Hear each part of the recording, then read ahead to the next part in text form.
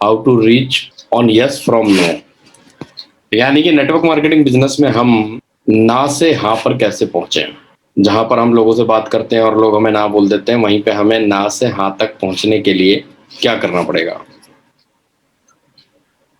चलिए, जब हम अपने बिजनेस के बारे में बात करते हैं तो क्या हमारा प्रोस्पेक्ट हम पर भरोसा करता है। जब हम किसी को बोलते हैं कि ये एक बहुत शानदार अपॉर्चुनिटी है और वहां से आप अपनी लाइफ चेंज कर सकते हो, तो क्या प्रोस्पेक्ट हमारी बात पे यकीन करता है। क्या है आपका आंसर, हाँ या ना। आप चैट बॉक्स में टाइप कर सकते हैं। When we will talk about our business, तो क्या हमारा जो प्रोस्पेक्ट है, क्या वो हमारी बात पर यकीन करता है, भरोसा करता है। ओके, बहुत सारे लोगों ने बोला कि नहीं भरोसा करता है। वेरी गुड, ठीक है। इसका कारण क्या है, कारण जानने की कोशिश करते हैं।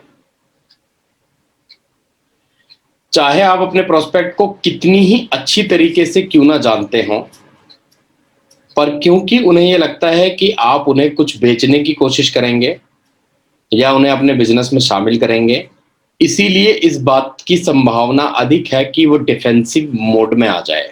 डिफेंसिव मोड का मतलब क्या होता है। देखिए, जब भी किसी व्यक्ति को ये लगता है कि सामने वाला उसे कुछ बेचने की कोशिश कर रहा है या अपने साथ किसी चीज में सम्मिलित करने की कोशिश कर रहा है, जहां पर प्रोस्पेक्ट को ये लग रहा होता है कि इसका फायदा है सामने वाले का, वहां पे प्रोस्पेक्ट डिफेंसिव मोड में आ जाता है। डिफेंसिव मोड का मतलब होता है वो अपने दिमाग की सारी खिड़कियां बंद कर लेता है और मन ही मन सोचता है कि आप कुछ भी बोलते रहो, मुझे तो ये काम करना ही नहीं है। उसके डिफेंसिव मोड में आने का कारण क्या है। भले ही हम उन्हें कितनी भी अच्छी तरह से जानते हों, लेकिन उन्हें हमेशा ये लगेगा कि ये हम मुझे कुछ बेचने की कोशिश करेगा या मुझे अपने बिजनेस में शामिल करेगा, इसीलिए वो लोग डिफेंसिव मोड में आ जाते हैं। राइट। तो चलिए हम आगे देखते हैं कि डिफेंसिव मोड में वो क्यों आते हैं, what is the reason. Prospect जो है वो हमारी हर बात को काटने की कोशिश करता है, ऑब्जेक्शन उठाता है हर बात पे, है ना। क्या ऐसा होता है हमारे साथ। क्या हम हाथ खड़ा कर सकते हैं, बता सकते हैं कि क्या ऐसा ही होता है। वो हमारी हर बात को काटने की कोशिश करते हैं। Right, very good. हमें यहाँ पे एक सिद्धांत समझना है जिसको हम बोलते हैं ह्यूमन साइकोलॉजी। ह्यूमन साइकोलॉजी का मतलब कि जो हम मनुष्य लोग हैं वो कैसे व्यवहार करते हैं। क्योंकि अगर हम ये सीख गए कि मनुष्य लोग कैसे व्यवहार करते हैं, तो हमें ये समझना आसान हो जाएगा कि लोग हमारी हर बात को मना क्यों करते हैं, ऑब्जेक्शन क्यों उठाता है प्रोस्पेक्ट। ठीक है ना। वो इसलिए ऑब्जेक्शन नहीं उठाते कि हम उन्हें कोई गलत बात बता रहे हैं, है ना, बल्कि क्योंकि ये हमारे शब्द हैं, उनके नहीं। इसीलिए हमारा जो प्रोस्पेक्ट है वो ऑब्जेक्शन करता है। क्यों ऑब्जेक्शन करता है, क्योंकि हम जो बात बोल रहे हैं वो हमारे शब्द हैं, उनके शब्द नहीं हैं। इसीलिए वो ऑब्जेक्शन करते हैं, है ना। हम इसको एक एग्जांपल के माध्यम से समझेंगे। जैसे हमारे बीच में सचिन जी हैं, है ना। हेलो। हाँ, यस सर। अब सचिन जी, जैसे आपकी जूतों की दुकान है, राइट। जी सर। अब आपने ये चीज नोटिस करी होगी कि जब ग्राहक आपके पास आता है और आप उसको कुछ भी बताते हो जूते के बारे में, तो वो आपकी बात का विरोध करता है। जैसे आपने बोला अरे ये तो बहुत बढ़िया लेदर है, तो वो ये बोलेगा अरे सब ऐसे ही बोलते हैं, यस सर, बिल्कुल। है ना। ऐसे ही आप जो भी बात बोलोगे, अरे नहीं सर ऐसा नहीं है, इसका सोल बहुत मजबूत है, अरे छोड़ो आप थोड़ी अपने जूते की बुराई करोगे। यानी वो हर बात आपको काटने की कोशिश करता है। क्यों ऐसा क्यों होता है, क्योंकि जो भी आप बोल रहे हो सकता है वो सही बोल रहे हो और हो सकता है वो गलत बोल रहे हो, दोनों बातें हो सकती हैं। लेकिन क्योंकि ये आपके शब्द हैं, मेरे शब्द नहीं है, इसीलिए मैं ऑब्जेक्शन कर रहा हूं। जी बिल्कुल सर। राइट, है ना। Yes sir. हमारा प्रोस्पेक्ट हमारी हर बात पर आपत्ति उठाता है। उसका कारण क्या है, क्योंकि जो बात हम बोल रहे हैं वो उसके शब्द नहीं है, वो हमारे शब्द हैं। तो हमें ये मानना पड़ेगा कि जो हमारा प्रोस्पेक्ट है या जो हमारा ग्राहक है, वो जो बोल रहा है वो सब सही है, क्योंकि यस इसके सर। अलावा हमारे पास कोई चॉइस नहीं है ना।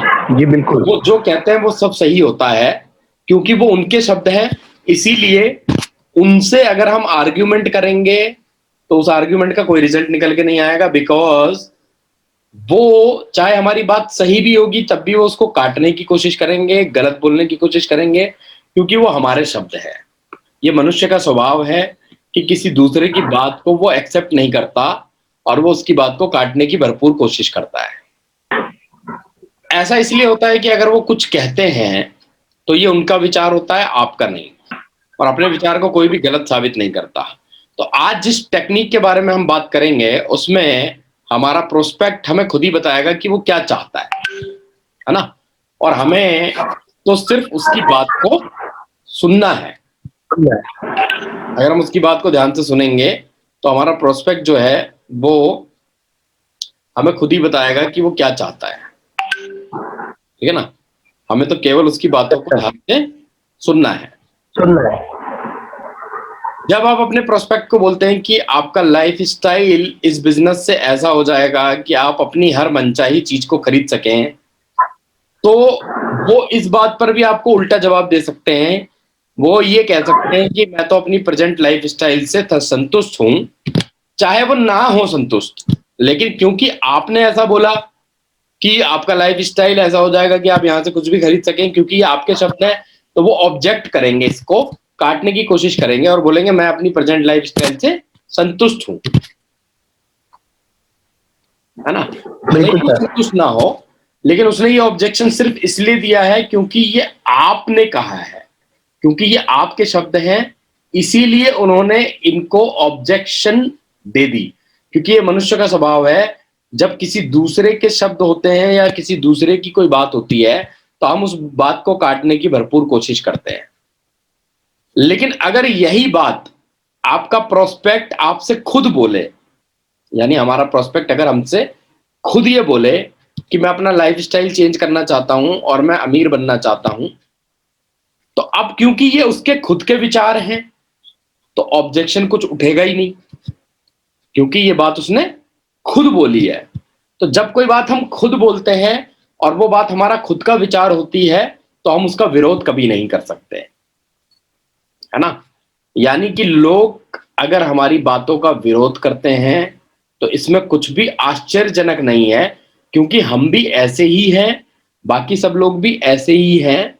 किसी दूसरे की बात को हम काटेंगे ही काटेंगे, चाहे उसकी बात सही हो, लेकिन हम अपने ईगो को सेटिस्फाई करने के लिए उसकी बात को काटेंगे, क्योंकि ये बात उसने बोली है ना।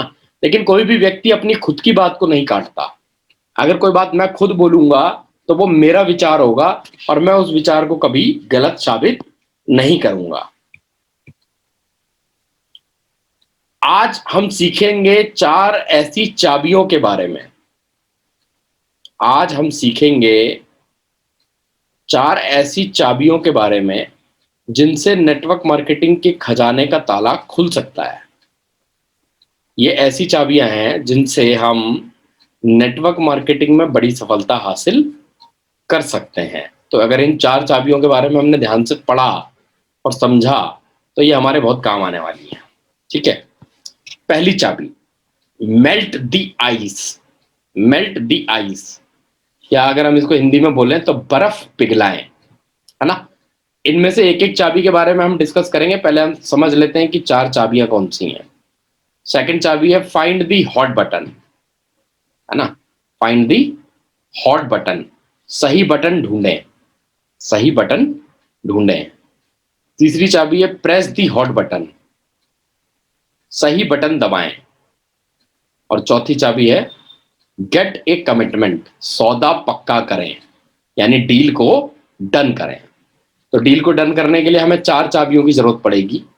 जब भी हम नेटवर्क मार्केटिंग में अपने प्रोस्पेक्ट को क्लोज करेंगे तो हमें 4 चाबियों की जरूरत पड़ेगी। ये 4 चाबियां हैं, मेल्ट द आइस, यानी हमें बर्फ पिघलानी पड़ेगी। हर व्यक्ति के बीच में और आपके बीच में एक बर्फ की चादर होती है। बर्फ की चादर क्यों होती है? क्योंकि आप एक दूसरे को जानते नहीं हैं और अनजान आदमी के साथ हम कंफर्टेबल नहीं होते हैं। जब हम किसी अनजान आदमी से बात करते हैं तो हम कंफर्टेबल नहीं होते हैं, है ना। तो पहले हमें अपने प्रोस्पेक्ट को कंफर्टेबल करना पड़ेगा, बर्फ पिघलानी पड़ेगी उसके और हमारे बीच में जो बर्फ है ना। फिर हमें क्या करना पड़ेगा? फिर हमें राइट बटन ढूंढना पड़ेगा, सही बटन ढूंढना पड़ेगा। सही बटन का मतलब है कि उसकी जिंदगी में ऐसी कौन सी समस्या है जो हमारे बिजनेस से पूरी हो सकती है, या हमारा बिजनेस उसकी जिंदगी को आगे चल के किस तरीके से आसान बना सकता है। तो जब हम एक राइट बटन ढूंढ लेंगे तो हमने क्या करना है, उस बटन को जोर से दबाना है, और जब हम उस बटन को जोर से दबाएंगे तो हमें सौदा पक्का हो जाएगा, यानी हमारी डील क्लोज हो जाएगी। राइट। तो नेटवर्क मार्केटिंग के क्षेत्र में हम 4 चाबियों का इस्तेमाल करते हैं। 4 keys of the treasure of network marketing. Network marketing के खजाने को खोलने के लिए जिन 4 चाबियों की आवश्यकता होती है, वो 4 चाबियां इस प्रकार हैं। बर्फ पिघलाएं, सही बटन ढूंढें, सही बटन को दबाएं और सौदे को पक्का करें। तो चलिए एक एक करके इनके बारे में डिस्कस करते हैं। पहली चाबी, मेल्ट द आइस, बर्फ पिघलाएं। इसका मतलब समझने की कोशिश करते हैं। प्रोस्पेक्ट्स के साथ एक अच्छा तालमेल स्थापित करना। प्रोस्पेक्ट के साथ एक अच्छा तालमेल स्थापित करना। जब आप किसी से पहली बार बात कर रहे होते हैं, अगर आप उस व्यक्ति के साथ एक अच्छा तालमेल स्थापित करें, उनके बारे में जानें, अपने बारे में बताएं, है ना, और कुछ ऐसे कॉमन पॉइंट्स ढूंढें जिनसे कि आपके बीच में एक अच्छा तालमेल स्थापित हो जाए। जब ये तालमेल स्थापित हो जाता है, यानी कि ये कहा जाता है कि अगर किसी व्यक्ति ने आपको पसंद कर लिया, कोई व्यक्ति अगर आपको पसंद करता है, आपकी पर्सनैलिटी को पसंद करता है, तो जाहिर सी बात है कि आपके द्वारा बताई गई बातों को भी वो लाइक करेगा, पसंद करेगा, है ना। तो सबसे पहला काम ये होता है, जब हम किसी अनजान आदमी के साथ मिलते हैं तो हमें एक बढ़िया तालमेल स्थापित करना है और उनके बीच की बर्फ को पिघलाना है। अगर बीच की बर्फ पिघल जाएगी तो उससे फायदा क्या होगा, सामने वाला व्यक्ति ने अगर एक बार हम पर विश्वास कर लिया, एक बार उसने हमारी पर्सनैलिटी को पसंद कर लिया, लाइक कर लिया, तो इस बात की संभावनाएं बढ़ जाएंगी कि हमारी बातों को भी वो पसंद करेगा। तो बर्फ पिघलाना एक बड़ा इंपॉर्टेंट पार्ट है इस बिजनेस के अंदर, जहां पे हम सामने वाले के साथ एक तालमेल स्थापित करने की कोशिश करते हैं, है ना। और ये अनुभव से आता है, ये अनुभव से आता है। जितना ज्यादा आप इस मामले में अनुभवी होते जाएंगे, उतना ज्यादा लोगों के साथ तालमेल स्थापित करना आपके लिए आसान होता जाएगा। मेरे लिए लोगों के साथ तालमेल स्थापित करना इतना आसान क्यों रहता है हमेशा से, क्योंकि लगभग मेरे पास 10 साल का अनुभव है, जिस अनुभव के अंदर मैंने कस्टमर्स के साथ हमेशा डील करा।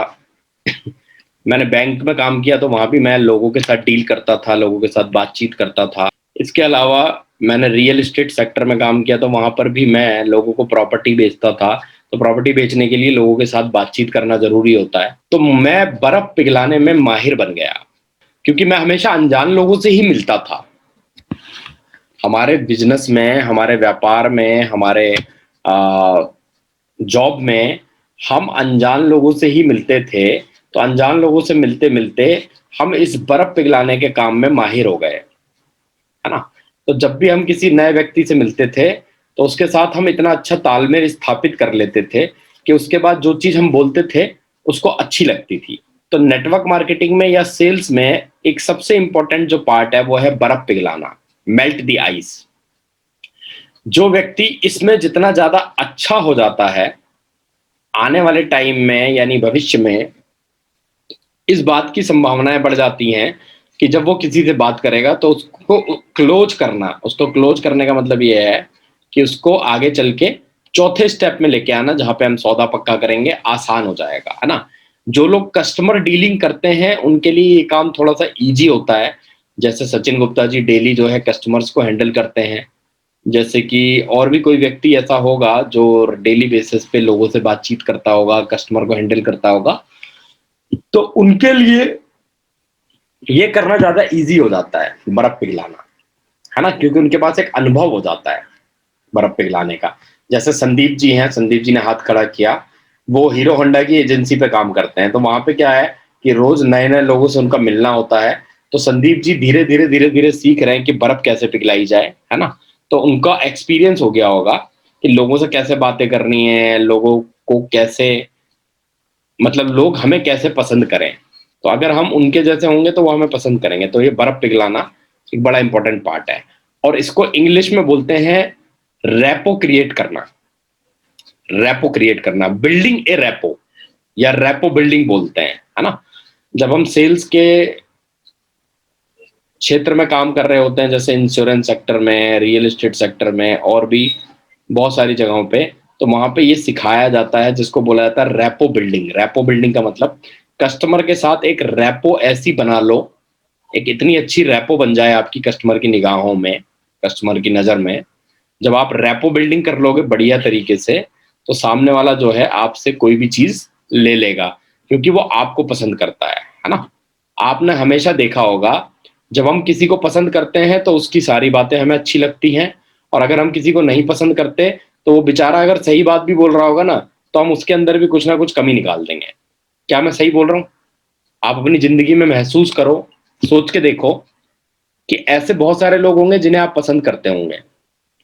जिन्हें आप पसंद करते होंगे उनकी हर बात आपको अच्छी लगती होगी, आप समझ जाते होंगे उनकी बात। और ऐसे बहुत सारे लोग होंगे जिनको आप पसंद नहीं करते होंगे, तो वो बेचारे अगर अच्छी सलाह भी देंगे तो आप उनकी अच्छी सलाह को भी नहीं मानोगे, है ना। कितने लोग इस बात से एग्री करते हैं? ऐसा होता है ना हमारे साथ। कई बार हम अपने घर में भी किसी व्यक्ति को अगर पसंद नहीं करते तो उस बेचारे की अच्छी बात को भी हम काट देते हैं, और कई बार जिसे हम पसंद करते हैं अगर वो कोई गलत बात भी बोलता है तो हम उसको भी मान लेते हैं। इसका मतलब सारा का सारा खेल रैपो बिल्डिंग का है। जिसके साथ हमारी रेपुटेशन अच्छी होती है, हमारी रैपो अच्छी होती है, तालमेल अच्छा होता है, उसकी गलत बातों को भी हम मान लेते हैं, राइट। और जिसके साथ हमारा तालमेल अच्छा नहीं होता उसकी सही बातों को भी हम काटने की कोशिश करते हैं, ठीक है ना। तो सबसे पहला जो स्टेप है वो है रैपो बिल्डिंग करना, मेल्ट दी आइस। जैसे हम एक लाइव एग्जांपल के साथ शेयर करते हैं कि रैपो कैसे बिल्ड करी जाती है ना। चलो हम बातचीत करते हैं, रजत से बात कर सकते हैं। रजत, हम रैपो बिल्डिंग के ऊपर बात करेंगे, ठीक है ना। ठीक है सर। और रजत भाई क्या हाल है? बढ़िया भाई, आप सुनाओ कैसे हो? बढ़िया बढ़िया बढ़िया यार। अरे ये संदीप जी बड़ी आपकी तारीफ कर रहे थे, और उन्होंने बोला कि हमारे दोस्त है रजत जी, है ना, आपके बारे में काफी अच्छी बातें बता रहे थे। तो सर अच्छा वैसे जी। बिलोंग कहाँ से करते हैं आप? रहने वाले कहाँ के हैं? मैं बिलोंग करता हूँ सर लखनऊ से। अच्छा, लखनऊ से बिलोंग करते हैं। अरे क्या जी बात जी। है। लखनऊ के पास में आपका ये पड़ता है ना कानपुर, मेरे ख्याल से 70-80 कानपुर पड़। किलोमीटर है, ज्यादा दूर नहीं है ना। हाँ हाँ हाँ हाँ, पास ही पे हैं। बिल्कुल। हमारे जितने भी मतलब मम्मी पापा वगैरह जो है, सब लोग जो है कानपुर में ही उनका बचपन बीता है। अरे वाह, बहुत पास ही में है कानपुर, तो बहुत बढ़िया है जी। हाँ, मतलब 1.5-2 घंटे का रास्ता है लखनऊ का। जी जी। अरे सर, आप तो बहुत बढ़िया जगह रहते हैं। लखनऊ की सर इतनी तारीफ सुनी है, कभी दर्शन नहीं हो पाया, जाना नहीं हो पाया, लेकिन तारीफ बड़ी सुनी है। बड़े खाने पीने की बड़ी अच्छी चीजें मिलती हैं, टुंडे कबाबी और ये चिकन चिकन का कुर्ता वगैरह, ये सब काम बड़ा अच्छा होता है वहाँ पे। आप तो काफी परिचित होंगे इन सब चीजों से। बिल्कुल जी बिल्कुल, बहुत मशहूर है टुंडे वगैरह तो पूरे जो है ऑल ओवर इंडिया में वगैरह में मशहूर है। खाने की जो शौकीन होते हैं नॉन वेज के, तो हाँ, उनके लिए टुंडे बहुत ही जबरदस्त। चिकन यहाँ खाया भी जाता है और पहना भी जाता है। तो आओ पधारो सर लखनऊ, तो आपको भी अब इन सब सर, चीजों से रूबरू कराते हैं। सर आपसे मुलाकात हो गई है तो अब लगता है कि ये सपना जरूर पूरा हो जाएगा। लखनऊ भी घूम लेंगे क्या आप। बात है।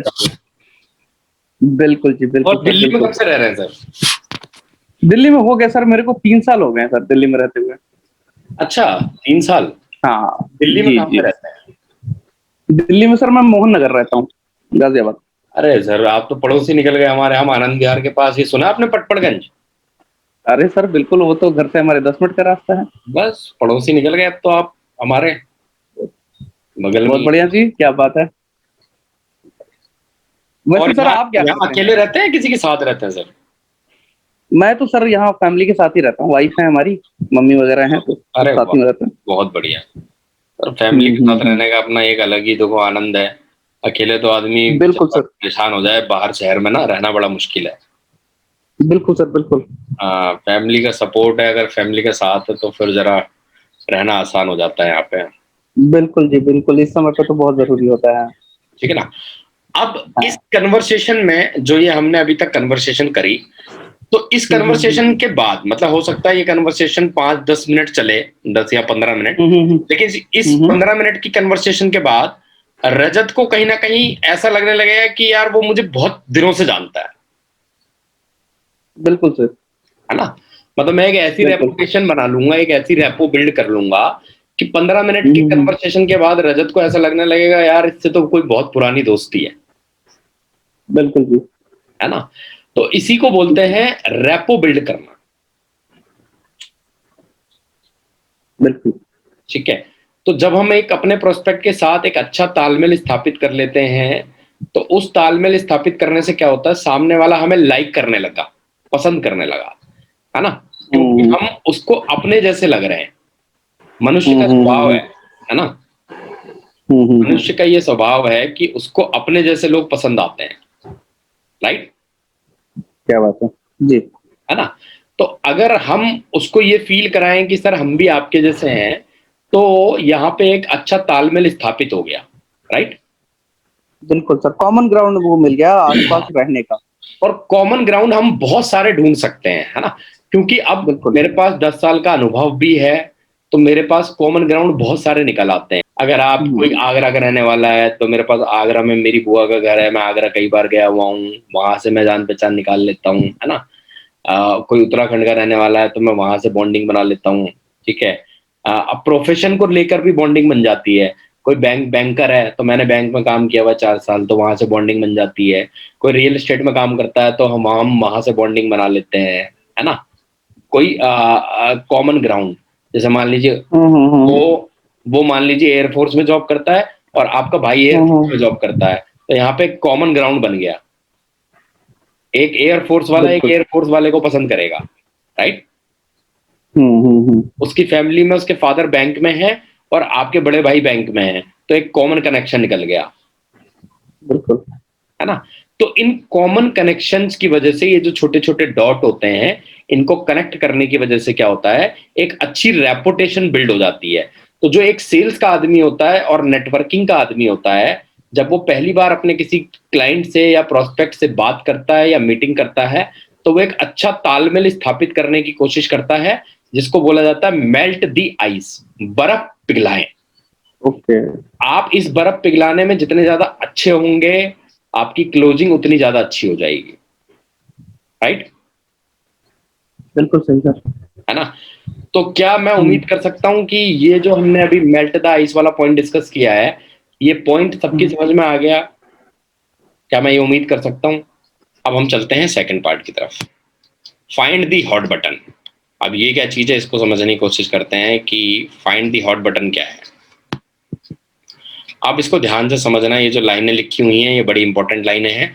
अगर आपने इन लाइनों के ऊपर ध्यान दिया तो आपको बहुत सारी बातें समझ में आ जाएंगी। जब लोग अपने लक्ष्य या महत्वाकांक्षा के बारे में आत्मसंतुष्ट हो जाते हैं, तो वह अपने काम करने के तरीके से भी आत्मसंतुष्ट हो जाते हैं। आपको अपने नेटवर्क में ऐसे आत्मसंतुष्ट लोगों की जरूरत नहीं है। जो लोग एक्सट्रीम मोटिवेशनल रीजन से शामिल होना चाहते हैं, वे अच्छा काम करने के लिए उतने ही अधिक प्रेरित होंगे। ठीक है? तो मैं ये चाहूंगा, ये लाइन पढ़वाना चाहूंगा और मैं ये चाहूंगा कि कोई पढ़ के सुनाए मुझे। अश्विनी जी मुझे पढ़ के सुनाएंगे। Sir good morning. जी गुड मॉर्निंग सर। जब लोग अपने लक्ष्य या महत्वाकांक्षा के बारे में आत्मसंतुष्ट हो जाते हैं, तो वह अपने काम करने के तरीके से भी आत्मसंतुष्ट हो जाते हैं। आपको अपने नेटवर्क में ऐसे आत्मसंतुष्ट लोगों की जरूरत नहीं है। जो लोग एक्सट्रीम इमोशनल रीजन से शामिल होना चाहते हैं, वे अच्छा काम करने के लिए उतने ही अधिक प्रेरित होंगे। चलिए मैं आपको इसको समझाने की कोशिश करता हूँ। आप यहाँ लिखा हुआ है कि जो लोग अपने लक्ष्य या महत्वाकांक्षा के बारे में आत्मसंतुष्ट हो जाते हैं, तो वह अपने काम करने के तरीके से भी आत्मसंतुष्ट हो जाते हैं। आत्मसंतुष्ट होने का मतलब क्या होता है? देखिए, आपने ये देखा होगा हमारे बिजनेस के अंदर ज्यादातर लोग जो हैं वो आत्मसंतुष्ट होते हैं। आत्मसंतुष्ट का मतलब होता है सेल्फ सेटिस्फाइड। है ना? अब मान लीजिए आपने किसी 45 साल के व्यक्ति को ज्वाइन कराया और वो आत्मसंतुष्ट है। आत्मसंतुष्ट होने का मतलब ये है कि उनका अपना घर है दिल्ली में अच्छा खासा, ठीक है, और उनकी इनकम की कोई उनको दिक्कत नहीं है, खाने पीने का उनका खर्चा बड़े आराम से चल जाता है ना, और किसी प्रकार की उनको कोई समस्या नहीं है, तो वो आत्मसंतुष्ट है। तो ऐसे आत्मसंतुष्ट लोगों के अंदर कोई लक्ष्य नहीं होता और कोई महत्वाकांक्षा नहीं होती, कोई एम्बिशन नहीं होती, ना तो कोई गोल होता है और ना ही कोई एम्बिशन होती है। तो ऐसे आत्मसंतुष्ट जो लोग हैं उनको अगर आप अपने नेटवर्क में शामिल भी कर लेंगे तो आपको कोई बहुत बड़ी ग्रोथ नहीं मिलने वाली।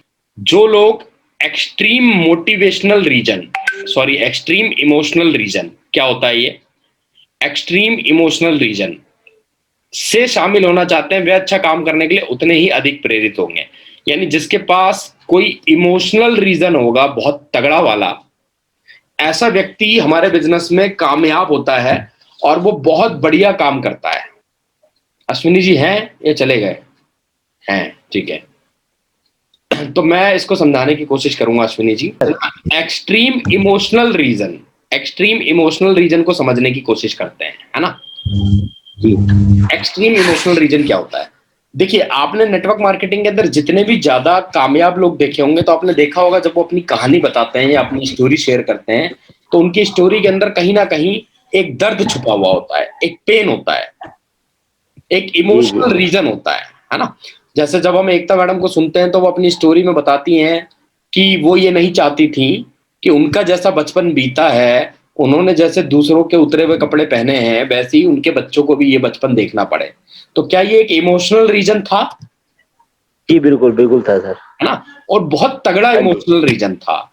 तो ऐसे इमोशनल रीजन जिन लोगों के पास होते हैं वो अच्छा काम करने के लिए बहुत ज्यादा प्रेरित होते हैं। बिल्कुल सर। कोई मतलब ऐसी चोट होती है जिनके दिल में, कोई ऐसी चोट लगी होती है, कोई इमोशनल रीजन होता है जिनके पास, वो इस बिजनेस में बढ़िया काम करते हैं। लेकिन जो लोग आत्मसंतुष्ट होते हैं, जी जी, है ना, वो लोग इस बिजनेस में काम नहीं करते। तो अगर आप आत्मसंतुष्ट लोगों की टीम बनाएंगे तो वो टीम आपको रिजल्ट नहीं देगी। लेकिन अगर आप बहुत ज्यादा एक्सट्रीम मोटिवेशनल रीजन से लोगों को शामिल करना चाहेंगे तो वो बहुत अच्छा काम करेंगे। बिल्कुल सर, है ना। तो ऐसे सर ये भी कह सकते हैं ना, ये भी कह सकते हैं जैसे हम जिनके पास मतलब आवश्यकताओं का अभाव होता है, जिनके पास अभाव होता है, राइट। देखो, दो बातें होनी चाहिए, एक तो अभाव होना चाहिए, दूसरा उस अभाव के प्रति वो व्यक्ति इमोशनली जुड़ा हुआ होना चाहिए। बिल्कुल बिल्कुल सर, बिल्कुल। कई बार हम ऐसे लोगों से मिलते हैं जिनके पास अभाव तो होता है लेकिन वो उन अभावों को लेकर के इमोशनली जुड़े हुए नहीं होते हैं, तो वो इतना ज्यादा सीरियस नहीं होते। बिल्कुल सर, वो आप उसी में संतुष्ट हो जाते हैं, चल ठीक है जैसे चल रहा है चलने दो। मतलब वो अपनी गरीबी में ही संतुष्ट हो जाते हैं और ये मान लेते हैं कि यार चल ठीक है जो चल रहा है चलने दो, राइट। जी सर, बिल्कुल बिल्कुल। लेकिन कुछ ऐसे लोग होते हैं जो अभावों की वजह से हर घड़ी, हर पल, हर मिनट, जगह जगह उनका अपमान हुआ होता है, वो चीज उनको चुभती है। बिल्कुल सर, वो बातें उनको याद आती हैं जिंदगी की हर घड़ी में, वो कहीं भी रहते हैं, वो अपमान, वो चुभन उनको चुभती है। तो ये जो इमोशनल रीजन होता है, एक्सट्रीम इमोशनल रीजन, है ना, तो इस रीजन से वो लोग काम करने के लिए प्रेरित होते हैं। बिल्कुल सर, है ना। जैसे बचपन में पैसों की वजह से किसी पड़ोसी के घर में हम छोटे थे, हम पानी मांगने गए, फ्रिज का पानी, हमारे घर में फ्रिज नहीं था तो उसने हमें भगा दिया, बोला भागो यहाँ से, हमारे पास नहीं है। बिल्कुल, है ना। हमारे घर में टीवी नहीं था, हम किसी के घर में टीवी देखने गए, उसने दरवाजा बंद कर दिया हमारे मुंह पे। बिल्कुल, है ना। ऐसे आपने नाम सुना होगा रजत गुप्ता का, आज तक नहीं, आज तक में या एनडीटीवी किसमें? नहीं सर, इंडिया टीवी, है ना। तो उसने एक इंटरव्यू में बताया था कि एक बार उनके घर में टीवी नहीं था और वो पड़ोस में टीवी देखने जाते थे। उस टाइम पे आपको याद होगा एक पिक्चर आया करती थी जो फ्राइडे सैटरडे संडे, वो फ्राइडे और सैटरडे को रात में 1-1 घंटे के लिए आती थी दूरदर्शन पे। जी सर, है ना। तो रात को जाग के पिक्चर देखते थे हम, एक पार्ट एक दिन आता था, सेकंड पार्ट दूसरे दिन आता था। बिल्कुल सर। तो उसने बताया कि हम वहां देखने गए तो उसने जो है दरवाजा बंद कर दिया, दरवाजा खोला नहीं, और हम रोते हुए वहां से वापस आ गए। तो मेरे पापा ने मुझे एक बात बोली कि क्यों दूसरे के घर में टीवी देखने जाते हो, कुछ ऐसा करो कि तुम एक दिन टीवी में आओ और तुम्हें दुनिया देखे। Yes sir.